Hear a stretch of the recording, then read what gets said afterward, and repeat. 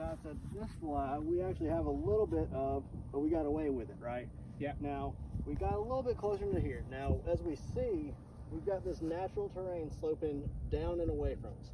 So the ball's going to be above our feet, but it's also going to be on an incline, right? Yeah. So with that said, we've got 129 to the hole, 120 to carry the deep part of the bunker. Now, with the ball being above the feet, we should see it draw more, right? Because as we've talked about in practice, the ball gets elevated, we naturally get flatter. How do we still want to keep contact nice and crisp? Well, we're going to set you up a little bit more to the right and the ball just a little bit further back in the stance.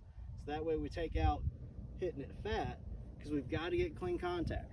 Now we've got 120 to carry the bunker. We've got 145 that we got to stay short of to get to the other bunker. Okay. Now your pattern has been a little bit of a block to the right miss. The nice thing about that, where's our safe spot at? It's to the right. Right. So which club did you want to go with? I think a 9-iron. 9-iron, and you hit a 9-iron right at, what was it, 135-ish? Or, yeah, that's right.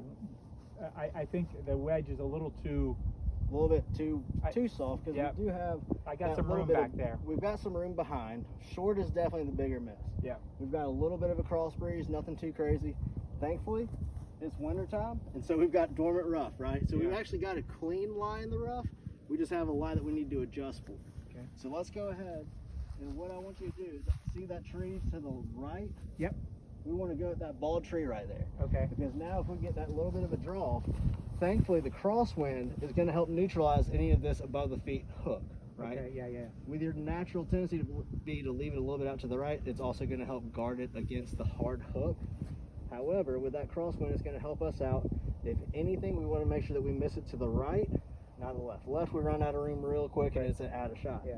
So let's go ahead and see how you set up, and let's execute it. Got some wind.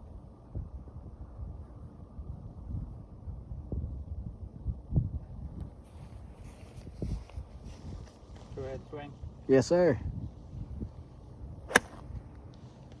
Good move, Todd. So we did exactly what we were trying to, right? As we started to set up, that wind picked up, probably went from 5 to about 9 miles an hour. We got a little bit of a gust. Now, unless my eyes failed me, we should be right at the top of that hill. I don't think we necessarily got it all the way up. We got it a little bit clunky on contact. Yep. But how did you feel about that setup? Yeah, I aimed at that tree and hit it right at the tree. I didn't have any draw because of the wind, so it went exactly where we had planned. It was a little thin, but I would have taken it for sure. Exactly. And that's where we didn't quite get the cleanest of contact, but we also try to budget for that as we're picking the shot that we need to play off of these uneven lies. I don't know that I remembered to put the ball back in my stance. I think I could have. I think you left it kind of closer to the middle where I normally play. I didn't really take that into account. And so do you put it back a good? I'd say about a quarter to a half inch. And tell you what, let's take another shot at it. Okay. So we'll simulate that same lie for you. And then more towards the back of the stance, right? More towards the back.